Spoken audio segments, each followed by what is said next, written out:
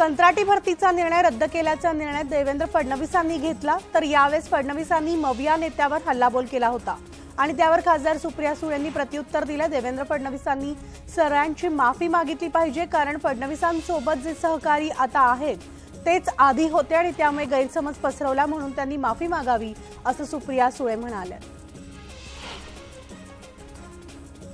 ठाकरे गटाकडून दसरा मेळाव्यासाठी तिसरा टीझर जारी करण्यात आलाय, तर या टीझरद्वारे सत्ताधाऱ्यांवर निशाणा साधलाय।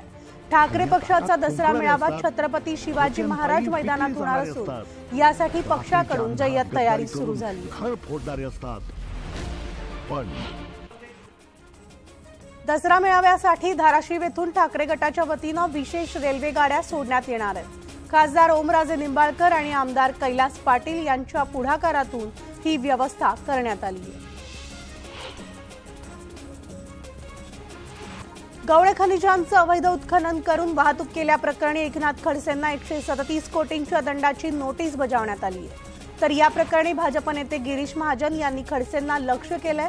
खडसेंनी चोरी केल्याचं सिद्ध झालं असं म्हणत गिरीश महाजन यांनी खडसेंना टोला लगावला। खडसेंना 25-30 कोटींचा दंड होणार असल्याचा गौप्यस्फोटही त्यांनी केलाय। मराठा आरक्षणाबाबत मनोज जरांगे पाटील यांनी सरकारला दिलेल्या 40 दिवसांचा अल्टिमेटम संपत आलाय, मात्र अजूनही यावर तोडगा निघताना दिसत नाही। अशात मराठा आंदोलनाची पुढील दिशा आजच ठरणार आहे। तर मनोज जरांगे पाटील काय भूमिका घेत आहेत याकडे सगळ्यांचंच लक्ष लागलं। त्याआधी अंतरवाली सराटी गावात ते बैठक घेणार आहेत आणि समाजाला सोबत घेऊन निर्णय घेणार असल्याचं त्यांनी आधीच स्पष्ट केलं होतं, त्यानुसार ही बैठक होणार आहे। सातारा जिल्ह्यातील वडूद गावात नेते मंडळींना प्रवेशबंदी करण्यात आली आणि पुढील काळात नेत्यांनी आमच्या गावात प्रवेश करू नये अशा पद्धतीने बॅनर्स लावण्यात आले। तसंच या पुढील काळात सगळ्या निवडणुकांवर बहिष्कार टाकण्यात येत असल्याचं सखल मराठा समाजाकडून सांगण्यात आलं। मराठा समाजाला कायमस्वरूपी आरक्षण मिळावं यासाठी राज्य सरकारचे प्रयत्न सुरू आहेत। तर सुप्रीम कोर्टात हे आरक्षण टिकवायचं असेल तर क्युरेटिव्ह पिटिशन हा पर्याय आहे आणि याचा ड्राफ्ट तयार असून अत्यंत भक्कम क्युरेटिव्ह पिटिशन आपण दाखल केल्याचं मंत्री शंभूराज देसाई यांनी सांगितलं। सरकारला सहकार्य करावं असं आवाहनही त्यांनी केलं। धनगर बांधव आणि मराठा समाज दोघांचं दुःख सारखं आहे, मागणी सुद्धा एकच आहे आणि त्यामुळे आता भविष्यात आम्ही सोबत येऊ का नाही हे आता सांगता येणार नाही। पंतप्रधान नरेंद्र मोदी 26 तारखेला शिर्डीला येणार आहेत आणि त्याआधी आरक्षण मिळालं तर मोदींसाठी आम्ही गुलाल घेऊन जाऊ असं मनोज जरांगे पाटील यांनी म्हटलंय। सोलापूर जिल्ह्यात ग्रामपंचायत निवडणुकीमध्ये सरपंच पदासाठी 694 तर सदस्य पदासाठी 4038 अर्ज दाखल झालेत आणि या अर्जांची उद्या छाननी होणार आहे। तर 25 ऑक्टोबरला चिन्हाचं वाटप होणार असून 5 नोव्हेंबरला निवडणूक पार पडणार आहे। सोलापूर जिल्ह्यातील शिवसेना उभाटा गटाचे जिल्हा संपर्क प्रमुख साईनाथ अभंगराव यांनी आपल्या पदाचा राजीनामा दिलाय। पक्षात चाललंय तरी काय असं म्हणत त्यांनी उद्धव ठाकरेंना सवाल केलाय। उपनेतेपदाच्या निवडीवरून त्यांनी नाराजी सुद्धा व्यक्त केली आहे। वर्धा जिल्ह्यात 33 ग्रामपंचायतीमध्ये पोटनिवडणूक होत असून 29 ग्रामपंचायतीमध्ये सार्वत्रिक निवडणुका होत आहेत। सार्वत्रिक निवडणुकीमध्ये सरपंच पदासाठी 104 तर सदस्य पदासाठी 478 नामांकन अर्ज दाखल करण्यात आले।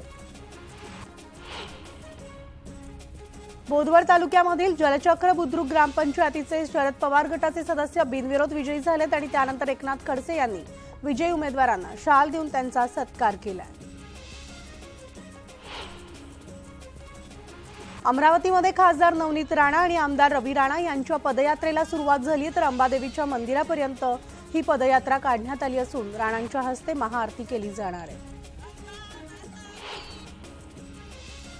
टोमॅटोच्या दरात घसरण सुरूच आहे। टोमॅटोला कवडीमोल भाव मिळत असल्यानं टोमॅटो उत्पादक शेतकरी हवालदिल झालाय। दर मिळत नसल्यामुळे शेतकऱ्यानं काढणीला आलेले टोमॅटो शेतामध्येच फेकून दिले। दौंडमध्ये ऐन सणासुदीत सुद्धा फुलांना कवडीमोल भाव मिळतोय आणि त्यामुळे आता यवत परिसरामध्ये एका शेतकऱ्यानं पुणे सोलापूर महामार्गावर झेंडूची फुलं फेकून संताप व्यक्त केलाय। उत्पादन खर्चही निघत नसल्यामुळे झेंडू उत्पादक शेतकरी अडचणीत सापडलाय। तर भुसावळ तालुक्यामधल्या हतनूर धरण 100% भरले. धरणाचे 2 दरवाजे उघडण्यात आले असून तापी नदीमध्ये पाण्याचा विसर्ग सुरू आहे. दरम्यान आता वर्षभरासाठी भुसावळकरांचा पाणी आणि सिंचनाचा प्रश्न सुटलेला आहे. मालेगाव आणि सटाणा भागातील डाळिंब बागांवर बुरशीजन्य रोगांचा प्रादुर्भाव झालाय. पावसाअभावी खरीप पिकांच्या उत्पादनात घट झाली आणि त्यातच आता डाळिंबाच्या उत्पादनात घट होणार असून शेतकरी संकटात सापडले.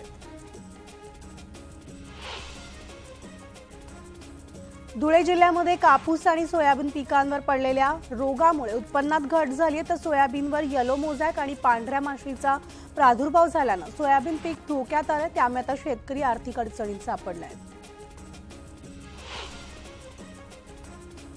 रत्नागिरी जिल्ह्यात काही ठिकाणी परतीच्या पावसानं हजेरी लावल्यानं भात पिकाची नासाडी झाली आहे. त्यामुळे आता कापणीला आलेलं भात पीक वाचवण्यासाठी शेतकऱ्यांनी भात कापणीला सुरुवात केली आहे. रत्नागिरी जिल्ह्यात भात शेतीप्रमाणेच नाचणी शेती चांगलीच बहरली आहे. मात्र नाचणीला बाजारात दर मिळत नसल्यानं शेतकरी चिंतेत आहेत. नाचणीच्या आहारातील महत्त्व वाढत असलं तरी देखील योग्य दर मिळत नसल्यानं शेतकरी हवालदिल झालाय. तर मावळमध्ये कापणीला आता वेग आला. अशातच मावळ परिसरात मुसळधार पाऊस कोसळल्यानं बळीराजा चिंतेत सापडलाय. आणि दुसरीकडे नवरात्र उत्सव निमित्तानं मंदिरात दर्शनासाठी आलेल्या भाविकांची सुद्धा तारांबळ उडाली. पवना धरण परिसरामधील नवरात्र उत्सव मंडळांनी नवरात्र उत्सवाच्या सजावटीतून पवना येथील बंद जलवाहिनी प्रकल्प रद्द करण्याचं आवाहन मुख्यमंत्र्यांना केलं. आणि पवना बंदिस्त जलवाहिनीला 12 वर्ष होऊन गेली आहेत तरी देखील हा प्रकल्प अजून रद्द झालेला नाही. त्यामुळे ही मागणी सरकारपर्यंत पोहोचवण्यासाठी मंडळांनी तसा देखावा साकारलाय. निळवंडे धरणातून कालव्यात सोडलेलं पाणी राहता तालुक्यात पोहोचल्यानंतर मोठा जल्लोष साजरा करण्यात आलाय. तर केलवड गावात पाणी पोहोचल्यानंतर खासदार सदाशिव लोखंडेंच्या हस्ते जलपूजन करण्यात आलं. आणि गेल्या 50 वर्षांपासून नागरिक पाण्याची वाट पाहतायत. आता मात्र पाण्याची प्रतीक्षा संपणार आहे. राज्यातील विजेच्या मागणीमध्ये तब्बल 1000 मेगावॅटनं घट झाली आहे. दिवाळीपर्यंत विजेची मागणी स्थिर राहण्याचा अंदाज महावितरणाच्या अधिकाऱ्यांनी व्यक्त केलाय. त्यामुळे आता आगामी दसरा दिवाळीमध्ये भारनियमन टळलेलं असून सर्वच केंद्रांकडे गरजेपुरता कोळसा शिल्लक राहिलाय. नवी मुंबईमध्ये विस्कळीत पाणी पुरवठ्याचं नियोजन करण्यासाठी पाणीपुरवठा विभागानं सलग 6 तास पाणी वितरणाची व्यवस्था सुरू केली आहे. आणि तरी अजूनही शहरातील अनेक भागांमध्ये पाणी टंचाईच्या तक्रारी कायम असल्याचं चित्र पाहायला मिळतं. राष्ट्रवादी काँग्रेस पक्षाचे अध्यक्ष शरद पवारांच्या हस्ते पिंपरी चिंचवड शहरामधील जैन विद्या प्रसारक मंडळाच्या प्रांगणात शिक्षण महर्षी शंकरलालजी मुथा यांच्या पुतळ्याचं अनावरण करण्यात आलं. तर यावेळेस शरद पवारांनी जुन्या आठवणींना उजाळा दिला. अमरावतीच्या नांदगाव खंडेश्वर येथील ITI मध्ये रोजगार मेळाव्याचं आयोजन करण्यात आलं. तर या मेळाव्याला 2000 विद्यार्थ्यांनी हजेरी लावली. आणि या मेळाव्याला खासदार रामदास तळस आणि आमदार किरण सरनाईक यांनी उपस्थिती लावली. घाटीमधील सुपर स्पेशालिटी रुग्णालयात अखेर 10 परिचारिकांची नियुक्ती करण्यात आली आहे. या परिचारिका सोमवारपासून सुपर स्पेशालिटी रुग्णालयात कामकाज सुरू करणार आहेत. यामुळे कॅथलॅब सुरू होऊन घाटीत अँजिओप्लास्टी सुरू होण्याचा मार्ग आता मोकळा झालाय. वर्ध्यामधल्या डॉक्टर बाबासाहेब आंबेडकर चौकात असणारं जलसंपदा विभागाचं कार्यालय उकिरडा बनलंय. कार्यालयाच्या आवारात दारूच्या रिकाम्या बाटल्यांचा खच दिसून आलाय. आणि आधी याच कार्यालयात असाच प्रकार उघडकीस आला होता. तर आता पुन्हा हा प्रकार उघडकीस आल्यानं प्रशासन नेमकं काय कारवाई करणार हे पाहायचंय. तर भंडाऱ्याच्या तुमसर रोड रेल्वे स्थानकामध्ये फुकट्या प्रवाशांवर तसंच रेल्वे लाईन ओलांडणाऱ्या प्रवाशांवर कारवाईचा बडगा उगारण्यात आला. यावेळेस 38 प्रवाशांकडून 12,600 रुपये दंड वसूल करण्यात आलाय. 12 वर्षाच्या प्रतीक्षेनंतर धाराशिवमधील तेरणा कारखाना अखेर सुरू झाला. आणि मराठवाड्यातील सगळ्यात जास्त गाळप क्षमता असणारा हा कारखाना अखेर सुरू झाल्यानं 40,000 सभासद शेतकऱ्यांमध्ये आनंदाचं वातावरण निर्माण झालंय.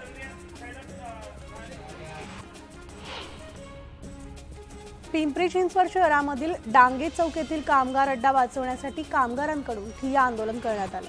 शरद पवार गटाचे कामगार विभागाचे प्रदेशाध्यक्ष काशीनाथ नखाते यांच्या नेतृत्वात हे आंदोलन करण्यात आलं. प्रलंबित केळी पीक विमा रक्कम आणि सीएमव्ही रोगाच्या पंचनाम्याची रक्कम शेतकऱ्यांच्या खात्यात न मिळाल्यानं रावेरमध्ये शेतकरी संघर्ष समितीतर्फे उपोषण करण्यात आले। तर बाजार समितीचे सभापती सचिन पाटील, उपसभापती योगेश पाटील यांनी बेमुदत उपोषण सुरू केलं होतं। दरम्यान राष्ट्रवादी काँग्रेसचे नेते एकनाथ खडसे यांनी उपोषणकर्त्यांची भेट घेत अधिवेशनात हा मुद्दा मांडण्याचं आश्वासन दिले आणि त्यानंतर हे उपोषण मागे घेण्यात आलं। सोलापूरमध्ये प्रलंबित प्रश्नावरून वीज कर्मचारी आता आक्रमक झालेत। आझाद मैदानावर बेमुदत उपोषण करण्याचा इशारा त्यांनी दिलाय आणि वीज कंपनीमधील वर्ग 4 ची एंट्री पोस्ट कायम ठेवावी। त्याचबरोबर लाईन स्टाफ कर्मचारी यांचे कामाचे तास आणि स्वरूप निश्चित करावे। मागील पगारवाढीमधील फरकासह वाढीव पेट्रोल भत्ता 20 लिटर देण्यात यावा आणि यासह इतर मागण्यांसाठी आंदोलनाचा इशारा देण्यात आलाय। तर आता धानाला प्रति क्विंटल 4,000 रुपये हमीभाव द्या अशी मागणी शरद पवार गटाचे गोंदिया जिल्ह्याचे कार्याध्यक्ष मिथुन मेश्राम यांनी केली आणि यासह विविध मागण्यांचं निवेदन त्यांनी तहसीलदारांना दिले।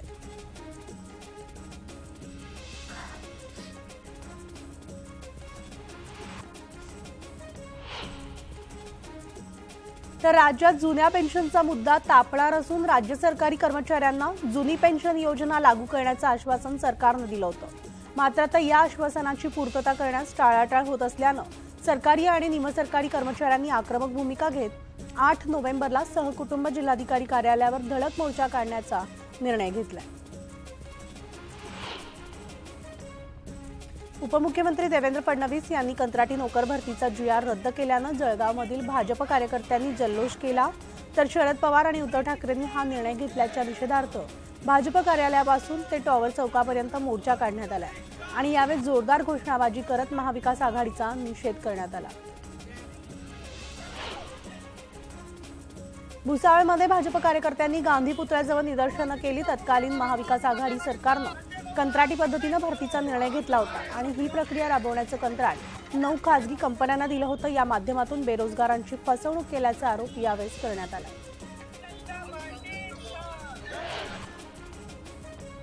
तर जेजुरीच्या खंडोबाचा गाभारा मंदिराच्या जीर्णोद्धाराचं काम सुरू असल्यानं मागील 1.5 महिन्यांपासून बंद होतं। मात्र आता दसऱ्याच्या मुहूर्तावर आजपासून हा गाभारा भाविकांना दर्शनासाठी खुला करण्यात आला आणि गाभारा खुला करण्यात आल्यानं भाविकांनी दर्शनासाठी गर्दी केली। शिक्षण मंत्री दीपक केसरकर यांनी माहूर गडावरील रेणुका देवीचं दर्शन घेतलं। तर यावेळी केसरकरांनी देवीची विधिवत पूजा करून आरती सुद्धा केली आणि यानंतर बुलेटिन